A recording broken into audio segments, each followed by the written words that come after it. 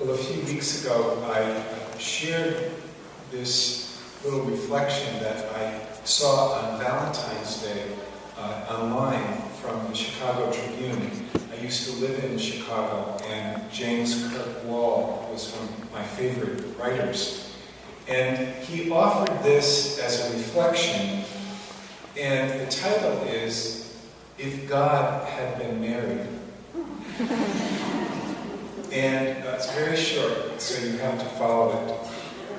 It starts out with just a dialogue between the wife and God. Wife, don't put it there. God, but wife, don't. God, why not? Wife, you said that you didn't want them to eat from it. God, I told them not to.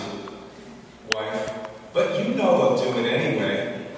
God, yes, dear. But where should I put it? Wife, go and put it on the other side of the planet. God, yes, dear. Wife, what are you making now? God, a talking snake. Wife, what? Why on earth would you be making that? God, I thought it would be cool. Wife, absolutely not. You are not making a talking snake. God, yes, dear. Had God been married, things would have turned out much differently. Sister Eileen asked us yesterday to think about how we measure our lives. And she used the song from Rent and those words, 525,600 minutes. That's how we measure a year. But how about love? Can we measure our lives in love? How much have we loved? And we pondered that question yesterday in our hearts. So much has been written about love. I recently read that the answer to these two questions, what is worth living for and what is worth dying for, has the same answer: only love. What is worth living for and what is worth dying for, only love. And we can get very simple but very profound when we read the words from Winnie the Pooh. When Piglet says to Pooh, "How do you spell love?" And Pooh says, "You don't spell it, you feel it." The theme in the Gospel of John today, once again, is love. And we have that famous passage that we've heard so many times in our lives, John 3:16. God so loved the world that he gave his only Son, that all who believe in him might live. It's a beautiful passage, but it's not without controversy. It has been used against people in many generations, and we must be cautious of that. Fundamentalists believe that it means that only those who believe in Christ will be saved, and they firmly believe that. I was traveling not too long ago, and I was coming from an event where I was dressed as a priest going to the airport. So reluctantly, I boarded the plane looking like a priest. And one of the flight attendants, after we were all seated, and you could tell that she was clearly from the South, and she came down the aisle and she kind of bent down and she said, "I'm saved." I said, "Good, that's one less person I have to worry about."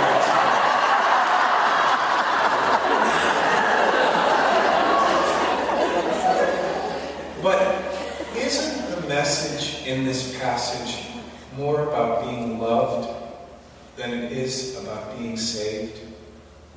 About being cared for more than it is about being condemned? It's all about love. Now, I was not much of a Harry Potter fan over all these years, but I paid some attention to it. If you had kids or grandkids or nieces or nephews, you probably got engaged in a little bit of Harry Potter. If you didn't at all, very briefly, it's a series of novels, and if you had to reduce it to a few bullet points, it's about good versus evil, light versus darkness, and the power of love to overcome all in the world. Well, Count Voldemort is the arch enemy of Harry Potter, and if you've ever seen him, he's got a very scary face. He is feared and hated, and it's said that almost no witch or wizard dares to speak his name. Instead, they refer to him by terms like this: you know who, or he must not be named, or the Dark Lord. Now, I refer to some people as you know who, so I can identify with the book a little bit.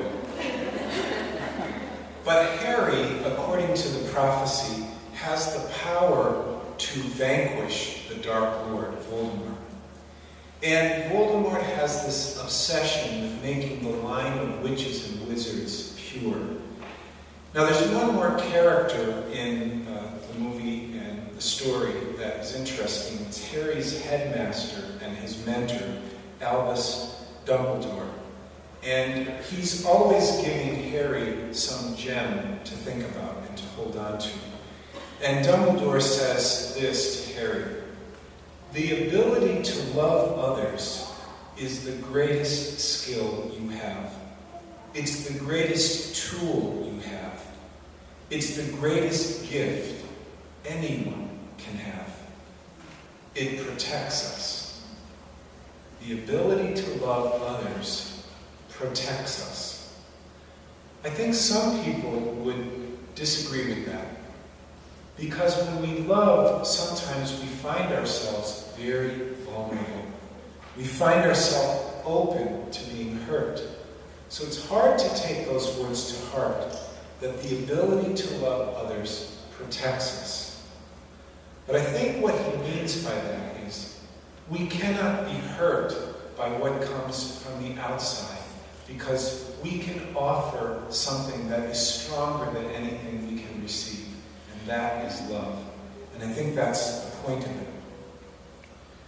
When Count Voldemort tells Dumbledore that he's seen the world and he's come to the conclusion that magic is far more powerful than love, Dumbledore tells him, you've been looking in all the wrong places. And later, this headmaster, Dumbledore, tells Harry, you are protected. In short, you are protected by your ability to love. It's the only protection that can possibly work against the evils of the world. In the Gospel of John today, we have those same kind of symbols, those same kinds of opposing forces: good and evil, hope and despair, love and power, and light and darkness. Now, just a word about light.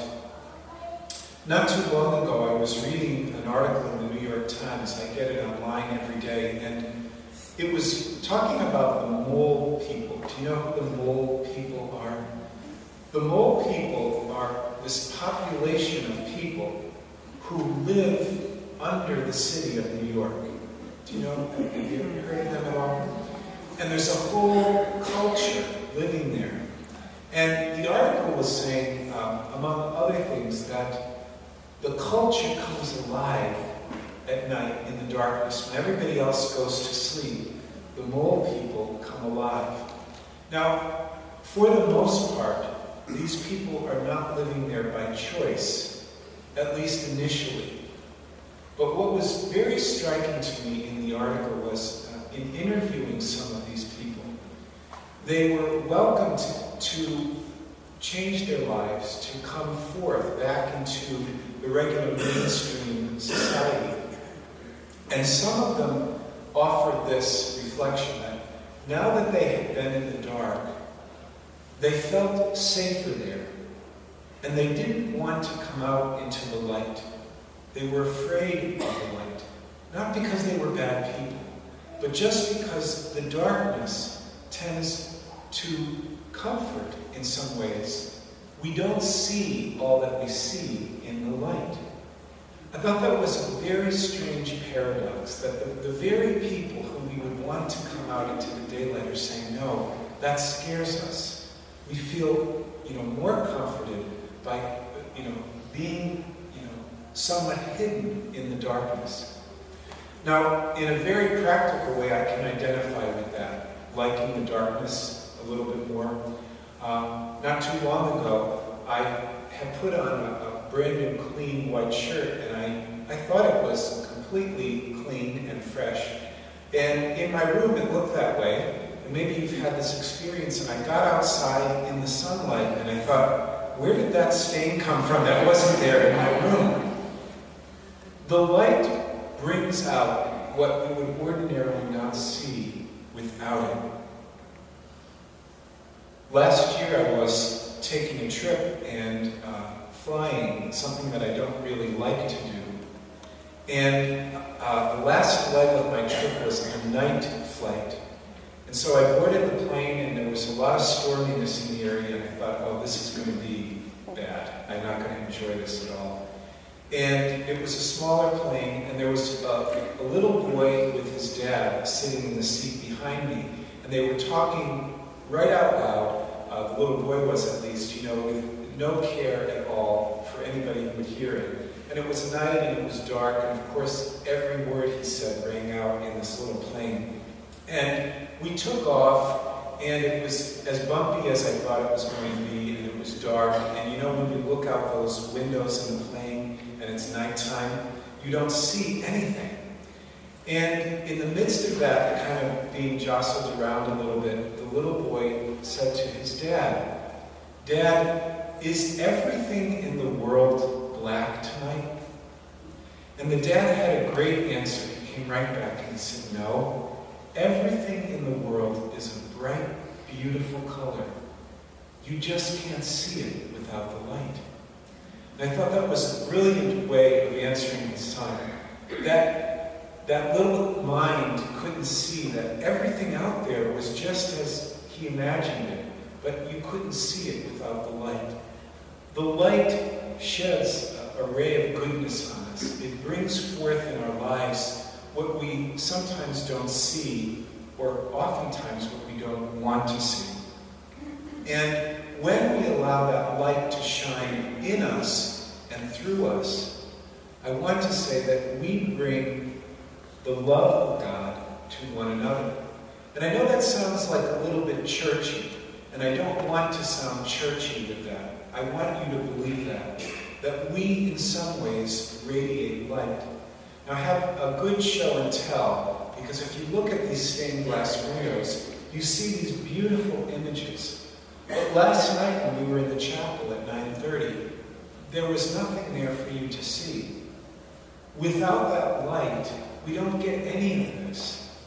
And without our light, people don't get any of what they need to get in their relationship with God. It's not like they can just do it without us. We together are the presence of God. We believe that. It's our faith.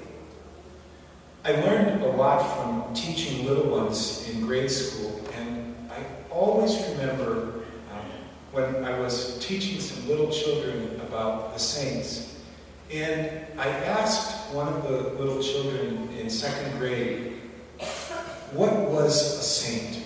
Could you describe a saint?